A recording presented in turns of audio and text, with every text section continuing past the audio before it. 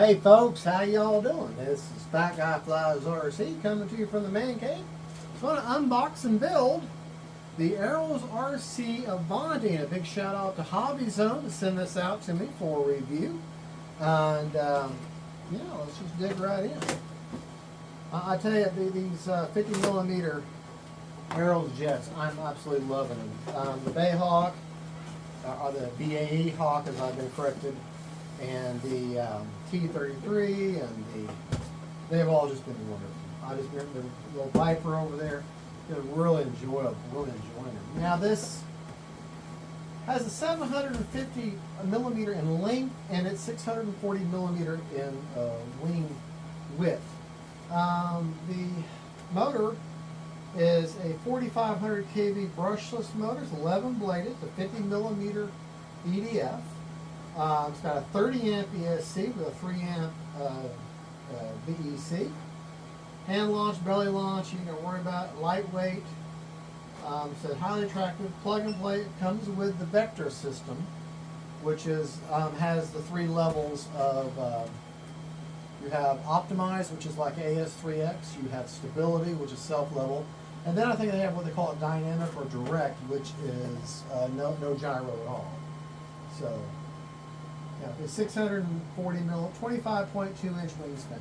So she's not a huge plane, but that means you're not going to fly her that far away. You're going to be the Avanti by design is a very, is a very inherently stable design anyways. And I'll be honest, with the Bay Hawk, or the BAE Hawk, and the T-33, and I've had I don't countless people that have commented to me on in regards to flying these little 50mm and 4S. I'm going to fly it in a 3S like the book says right off the bat, but I'm going to fly her in a 4S. I'm just not going to fly full throttle all the time. Now, understand, the manufacturer does not call out for you to be able to fly it in 4S. So for that reason, I'm not telling you that's what you're going to, I'm telling you that's what I'm going to do. This is my plane. If I burn this plane up, that's me. I love the finish on this. Nice hard plastic there. Very simple. You pause the plane. Of course, I'll probably underhand launch. And the manual is not completely folded. Brian Phillips should be happy with that. Okay. Very, very simple build. Little four Phillips head screwdrivers. Four Phillips screwdrivers is all. 4 Phillips screws is all you need to get it done. Nice looking little plane. Hard plastic nose, so you can store it on its nose. I like it. I like it. I like it. I like it. Oh, and I just noticed something. See how that is white? And this is all white. And that's bare foam. That means I'm not going to have any problem with the glue. And I'm not going to have to scuff up the foam or anything in order to, well, that fits in there tight. Oh, that's upside down. Well, even still, man, you kind of have to. Oh, if it's in there nice and snug, that's going to have a real good lock-in with the glue. So let's go ahead and glue that on right off the bat. Very lightweight little plane. Of course, these planes are very light. Now that right there, that's your gyro. That's that vector system. She's glued in there really good. You want to make sure of that. It's got Velcro. Everything is labeled for you, so you don't have to worry about getting it wrong. So, all right, got your throttle. Yeah, everything you don't have to do. All you have to do is fish your wing through, and then hook each wing up to there. That's. And I like the fact that you've got this space under there, because I'm going to tuck my receiver. Oh, by the way, I'll be using an AR410 and using the rudder channel as an open channel, and I'll put that to a 3-position switch so I can have all 3 levels of the vector system. Got something in my teeth. All right, let's get this tail glued in first. All right, now remember, like with any, now this is foam hinges, so anytime you got foam hinges, they're just, there may even be a little bit, yeah, there's a little bit of glue, a little bit of laminate in there, so cool. Always work your hinges, okay?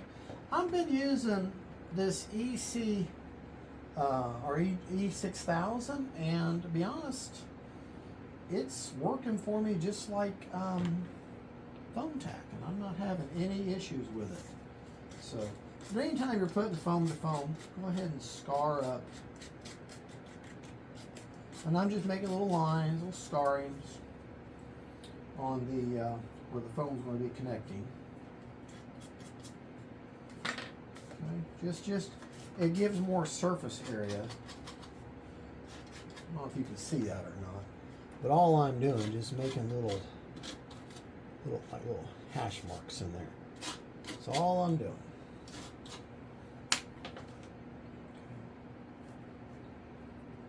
Yeah, I've been really enjoying this E6000, and you know, there's all kinds of advantages of it. One of the things is it's a heck of a lot cheaper than foam tack, and a lot easier to get a hold of.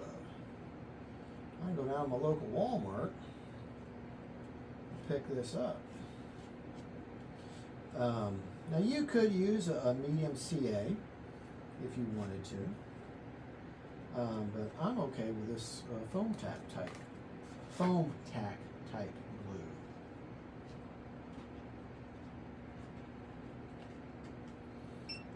Okay.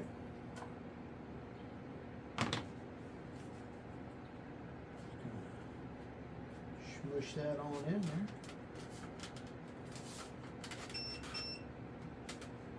Oh yeah. Now, you don't want to, now that's touched, you want to pull that out just a little bit. Kind of let that stringy, you get stringy, get some air in there. Okay, and then we'll push that back in there.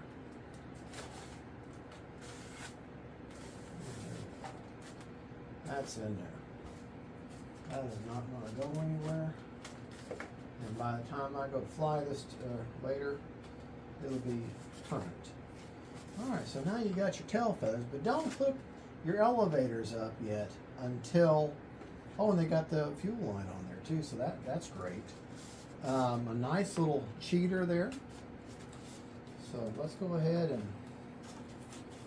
take your elevator leads, or your aileron leads, and you'll see there's a hole right there.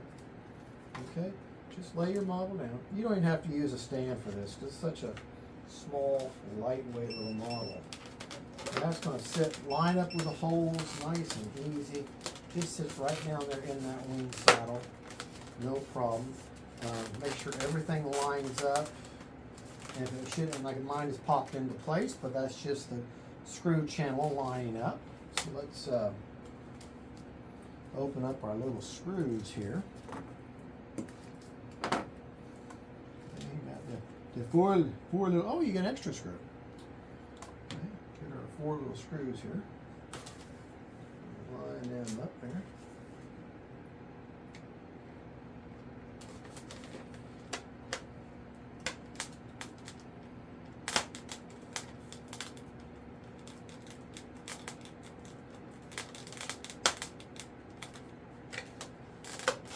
Oh, that one's not wanting to go in. Well, that means I'll just do another one. That does happen.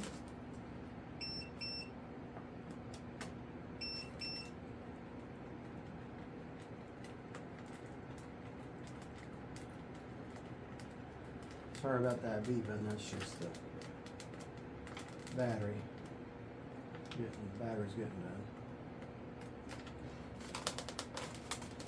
Okay.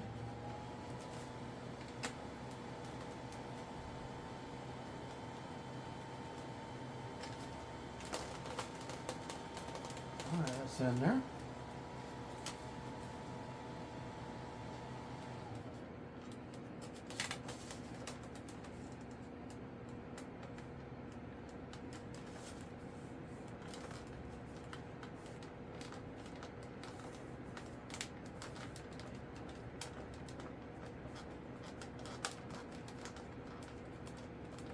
And, oh yeah, I don't know if you're paying attention to that line there. It just kind of, as I tightened it up, it just seated right into place.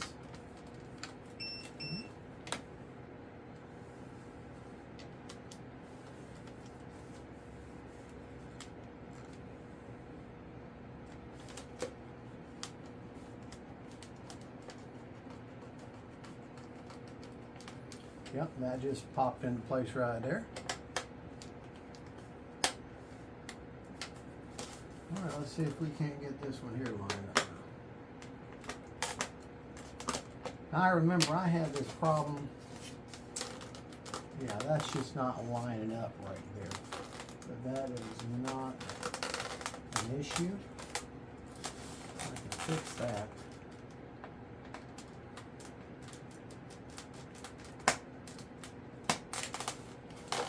Nope, that is not wanting to. All right, let me pause and I will fiddle with it and I'll tell you what I did.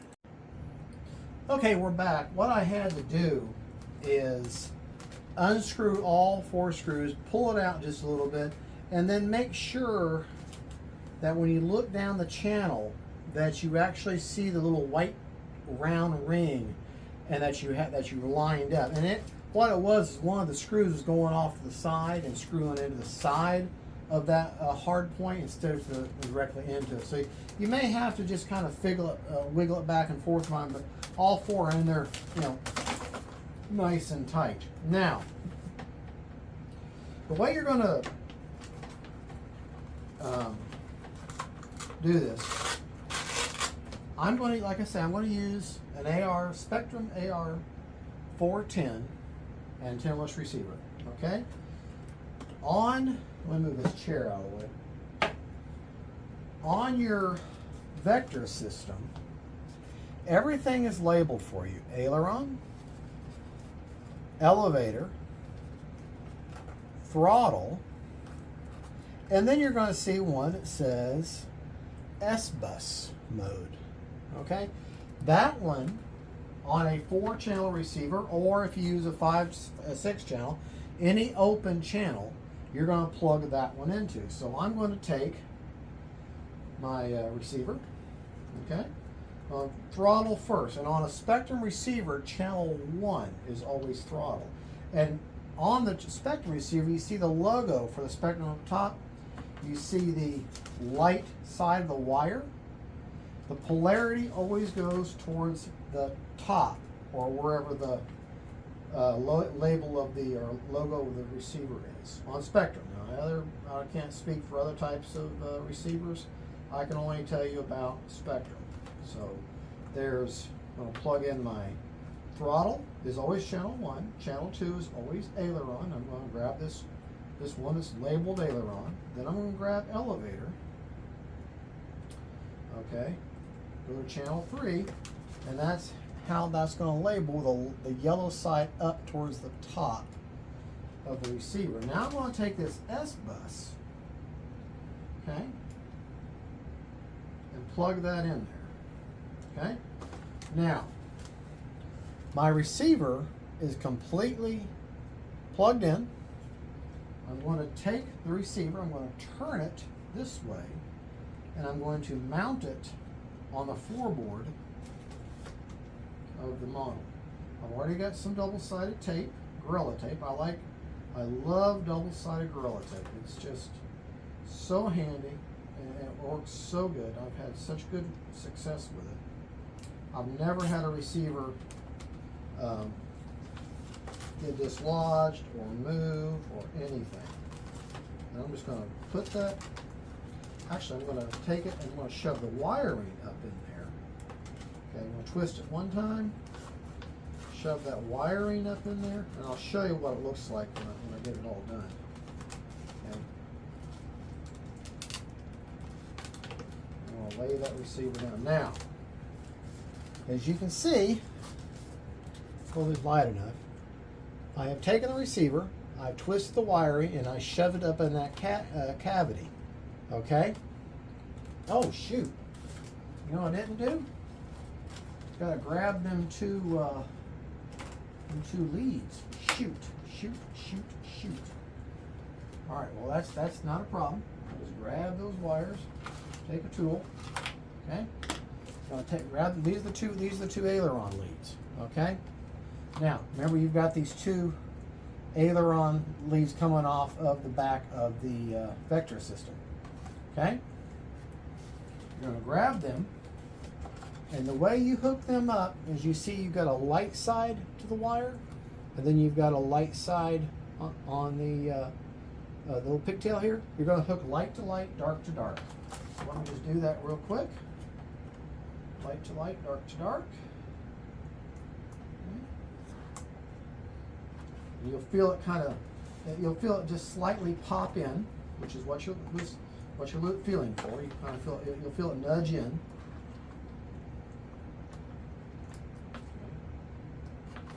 All right, and that's how it should look. Those are hooked up. Light to light, dark to dark. I hope you can see it's not too dark in here. Once again, I'm going to take that receiver. I'll twist my wires one time, and I'm going to shove it back up in there. And press down. That tape's still good. And press down to where it's on the belly. Now that's where that receiver is right there. The wiring is all nice and out of the way. This little pigtail coming off of here, I have no idea what that is. I can't see it being thrust reversed, because why on earth would you need a hand-tossed belly landing plane to have thrust reverse? So I don't know what that is. It's on the throttle cable. That's where a reverse wire would be, but I don't know. You're going to want to make sure you have as much space going in here as you up in this channel here, because your ESC's back there, and especially if you're going to do like I do and run it on 4-cell.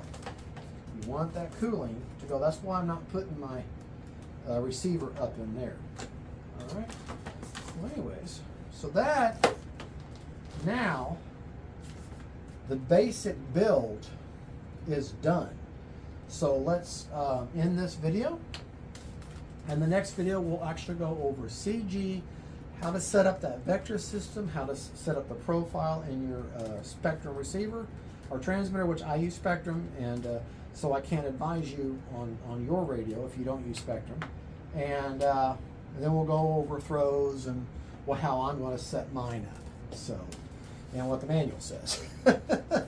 All right, we'll be right back. And that was the basic unboxing build of the Avanti S by HobbyZone. It's a 50mm little toss and boss little jet. Can't wait to fly it. Thank you for watching. Big shout out to HobbyZone for sending this out to me. Thank you so much. Don't forget, faith, family, and friends, and then jets. Bye, y'all. God bless. And I gotta turn the video off.